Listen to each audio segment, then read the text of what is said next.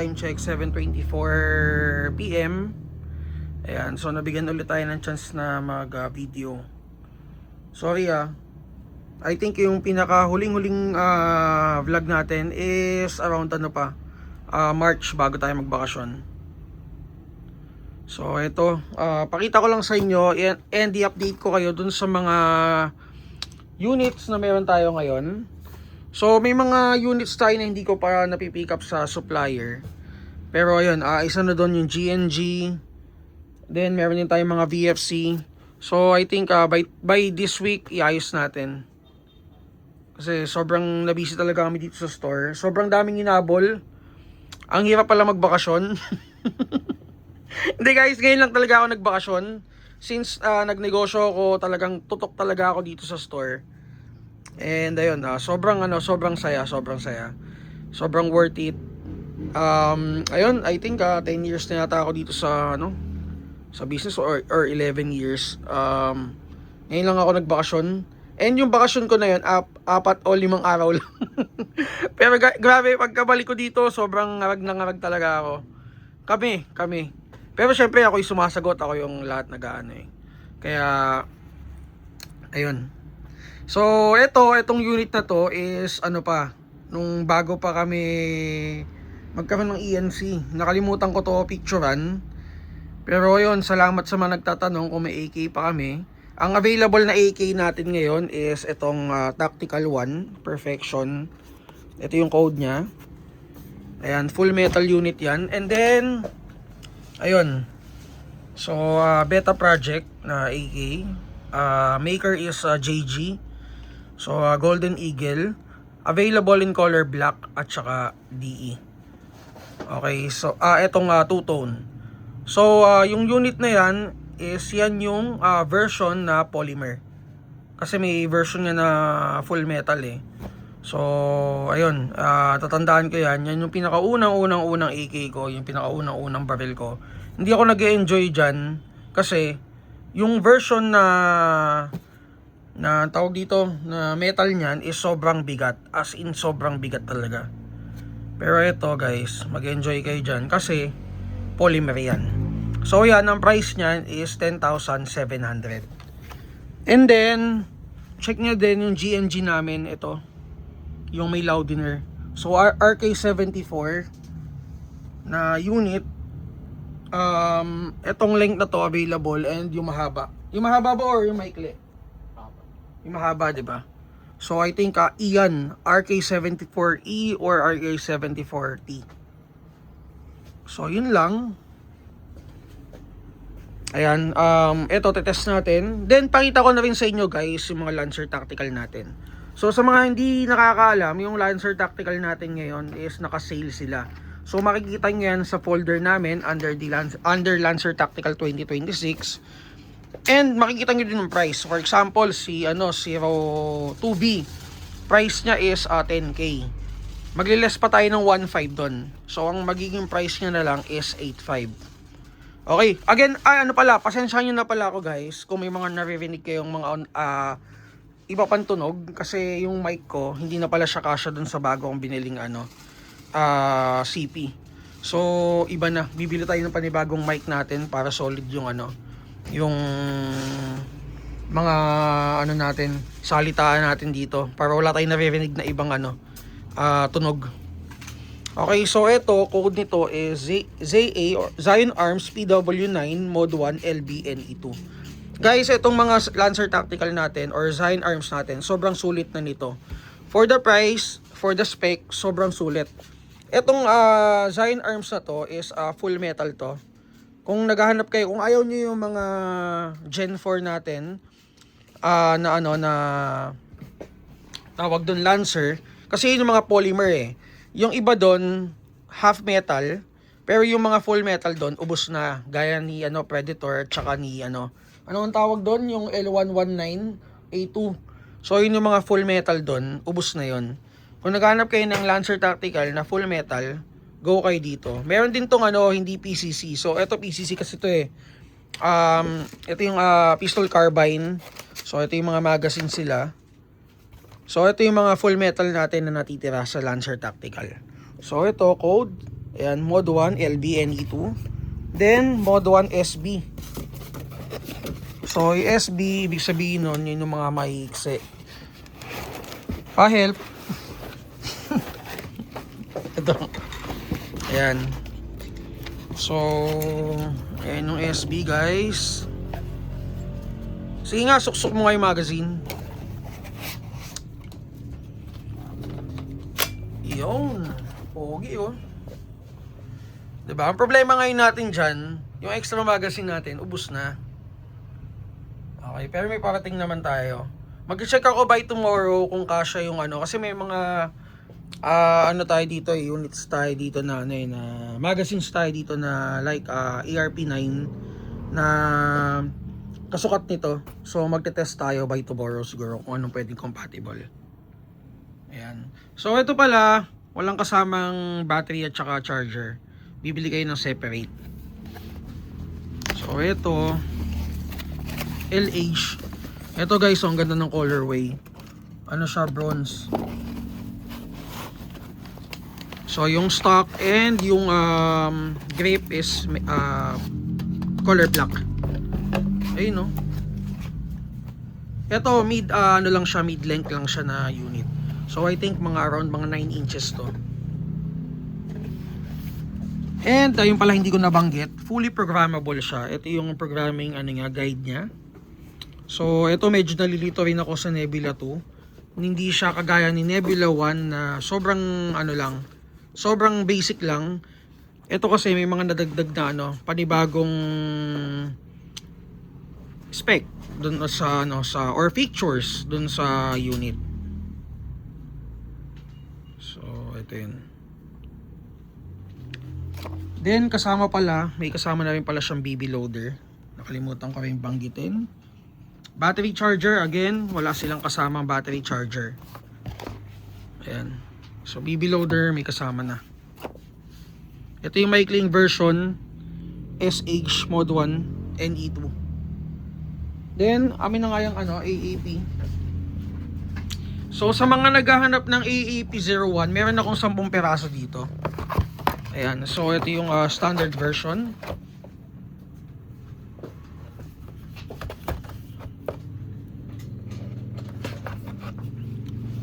So again, available in color black. Price is 7,500. Unahan na lang kayo. So yung magazine ito.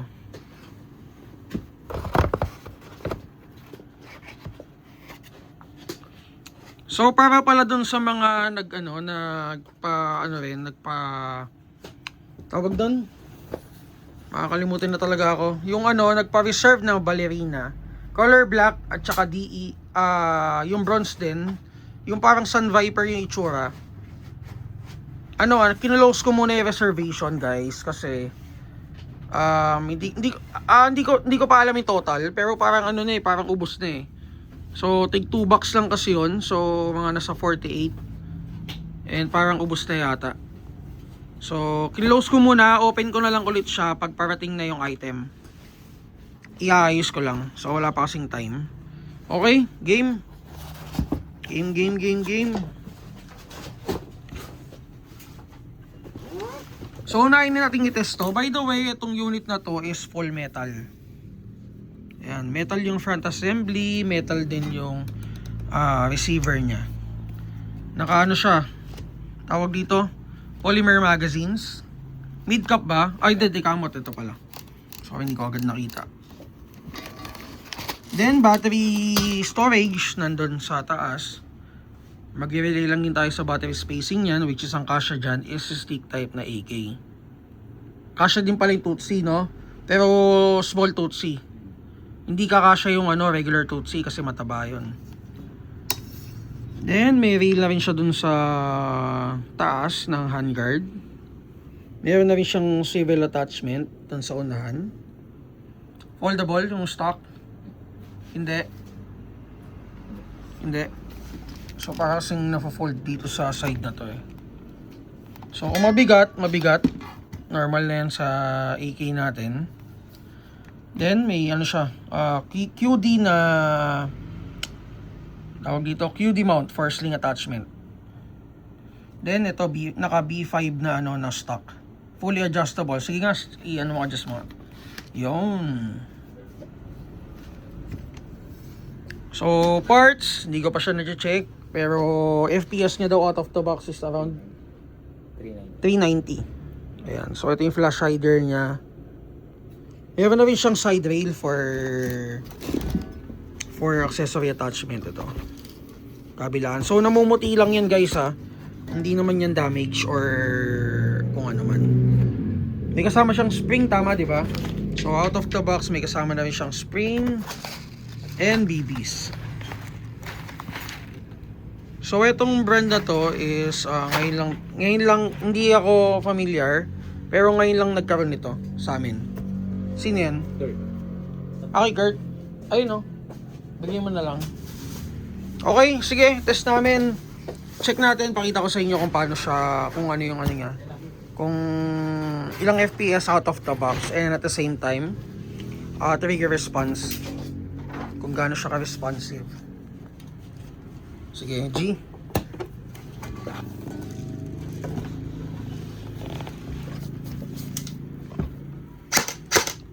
Ayan, 380. Tama nga yung sinabi niya kanina. 370. Yung battery ba natin, ano, buhay? I mean, full charge. Ayan, trigger response. Pakita mo, sige. Responsive naman siya. Kung may katapatan naman kayo, malulunod naman for sure. Malulunod sa bala. Oto. Teka, walang pumapasok na ano. Ayan, okay. Okay, goods. So, FPS out of the box is around 370 to 380. Ayan, napaka-pogi. AK.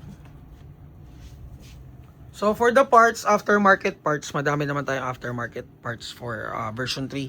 Huwag nyo lang ako hanapan ng sobrang, yung mga sobrang hihirap na talagang hanapin. Okay, so, eto, check nyo na lang to sa, hindi na ako magpo-post guys ng new arrivals. Kasi, eto lang naman yung bago. Yung iba, yung WE natin, madami ding bago sa WE. I mean, madaming replenished na stock. Pero hindi ko na siya ipopost. Ilalagay ko na lang siya sa hindi ko na ipopost ng new arrivals, ganito, ganyan. Ilalagay ko na lang siya sa, sa April arrivals. Okay, new arrivals. Then, sa WE pala, yun pala, banggitin ko lang din na yung mga WE natin, yung price niya, hindi ko pa binabago pero may bago na tayong price range. Kasi baka dahil lang yun sa sa prices natin sa mga transpo ng unit. So, baka nadamay lang. So, kaya medyo tumaas. Pero yung price, di ko pa rin babaguhin until yung next batch talaga. Kasi kung next batch, ganun pa rin yung price, nagtaas na talaga, wala na talaga tayong magagawa, kundi itaas na talaga yung price natin. Okay, so Tactical 1 Perfection AK unit. Check nyo na lang guys. Sige, patabi na to. Then go tayo dito sa AAP01.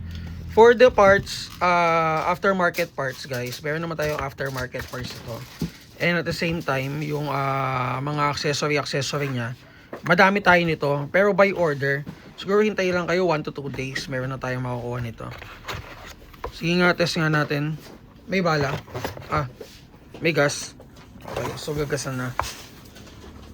Ito naman, itong mga natin, design arms. Ano na to guys, naka-reinforce sa internal parts. Hindi ko pala nabanggit kanina. 6.03mm inner barrel na to So out of the box, naka-tight barrel na to. Yung gearbox niya, QD na rin. So kung magpapalit kayo ng spring, mag-a-adjust kayo ng FPS, mabilis na lang doon sa likurang part. So pagdating naman doon sa mga internals niya, reinforce na yung gears niya metal na, piston metal. So basta yung mga parts niya is reinforced na. Then safety na spring na pwede nyo ilagay if in case na ito kasi out of the box nasa 390 So kung magpapalit kayo ng spring, gusto nyo 450 fps, safe is SP130. Pwede naman tayong sumagad ng SP150, pero wag nyo na lang din na-expect na magtatagal yung internal parts ng unit. So pwede tayong sumagad 150, pero pinaka-safe is and recommended ko is SP130. Hanggang dun lang. So siguro papalo na kayo nun 450. May mga unit pa na ano eh. Iba nga eh. Parang may mga nabanggit sa akin ng iba naming customer. SP130 pumapalo 470 no 480. May mga unit talaga na ano eh na anong tawag doon? Oo, di ba? No, na hindi natin maipaliwanag bakit eh. Minsan may mag-test kami dito ang range ng unit. For example, si ICS, out of the box may mga unit siya na pumapalo ng 500. May mga units din naman na pumapalo ng 470. So depende pa rin. Okay, so ito generic naman yan lahat sila, ganun yung spec. So ito na lang i-test natin mamaya. Okay, so ako na mag-test nito. Nakakasana. So ayan guys, AP01. Sige, ikaw na nga.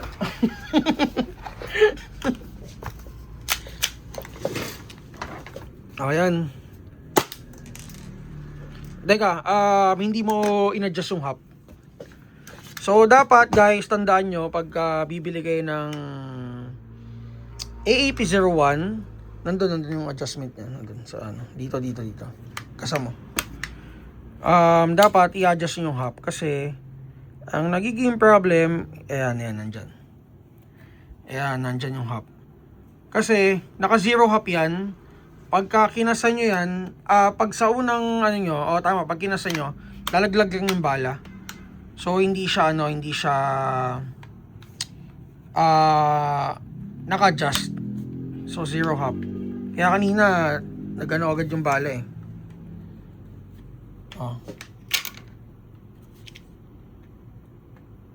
Okay, so binabalik. Hindi ko alam kung marunong ka ba magbalik o ano. Okay na. Okay guys, ayan, okay na. So test fire. 352. Okay, auto natin. So yung auto nya, yung full auto function nya nandyan. Ayan yung selector. Dito yung semi, dito yung auto. Sige G. Ayun, nag-slide lock na. Ito guys, itong unit na to guys, sobrang ganda nito. Pang CQB, sobrang sobrang ganda. Ang dami nitong accessory, sobra. Hindi lang kami nag-i-stock ng accessory nito kasi nga hindi naman siya tawag dito. Hindi naman siya sobrang kailangan, di ba? Yung mga gumagamit lang nito, sila lang yung nakakaano yan. Usually talaga naghahanap niyan, di ba? And dun nga base sa itsura, kumbaga parang ginajudge siya base sa itsura niya. Hindi naman aminin natin, di ba? Hindi naman siya sobrang based dun sa appearance. Pero performance guys, sobrang ganda nitong unit na to. As in, nakabuo na rin kami ng ng unit. May nagpabuo sa amin nito. Ang ganda, sobra. Ito AP01. May pa to eh, may isa pa tong parang niya. Maliit na kapatid. Parang kapatid niya. Maliit na kapatid tuloy. Baby brother, yun pala. Yung AAP01C. Yun. Pero wala pa tayong stock eh. Okay, so eto, testan na natin to. Pakita ko lang kung ilang FPS. AAP01 available 10 pieces, guys. PM lang kayo.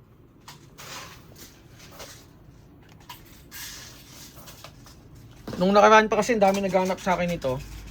And ayun, kailan ba to dumating? Ha? Hindi. Ano February? Ito 10 piraso. Tagal naman nun. March na March. So bago ako mag-Japan ito, guys. Dumating na rin to. Ang dami kong hindi na post nung bago ako magbakasyon. Kasi yun nga, since first time ko magbakasyon, medyo na-excite ako. Yung mga trabaho ko nung before, iniwan ko na. So ayun, sorry guys. Kaya sobrang nagabol tayo nung pagbalik ko. Okay guys, test natin to. So sa mga Lancer Tactical, check nyo na lang guys yung 2026 na Lancer Tactical. Madami na tayong units na doon na wala nang stock. Pero mag-PM na lang kayo para para sabihin ko sa inyo kung anong pang meron doon. Okay, game. 390 plus.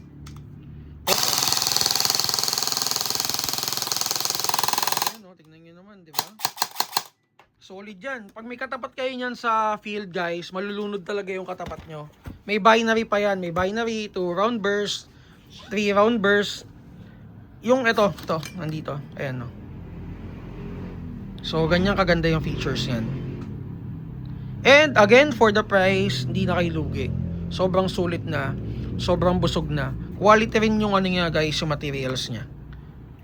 Okay? So, battery charger, kompleto na tuloy. Yun na lang yung kulang dyan. So, battery charger. And, syempre, yung bala nyo. Pakita mo nga sa kanila trigger response. Ha? Yes, yes. Diba? Kita nyo naman yan, diba? Okay, game. Gigil na gigil. Gigil. Ito kasi ano tawag doon? Speed soft kasi laruan ito. Makikita nyo to guys, pakipakulalan ng bala sa sa BSA. Pakipakulalan ng bala. Okay, so guys, ayun, that's it for our vlog number 15. Siguro by tomorrow ulit mag-vlog tayo ulit. Okay, so ayun, PM na lang guys sa page namin para sa mga new subscriber namin. Ang page namin is Marv Sabi PH. Makikita niyo yan sa Facebook. And kung gusto niyo ako i-add, i-follow, ang account ko is Maverick Beltran. So yun ang personal account ko. Okay? Guys, again, see you sa store.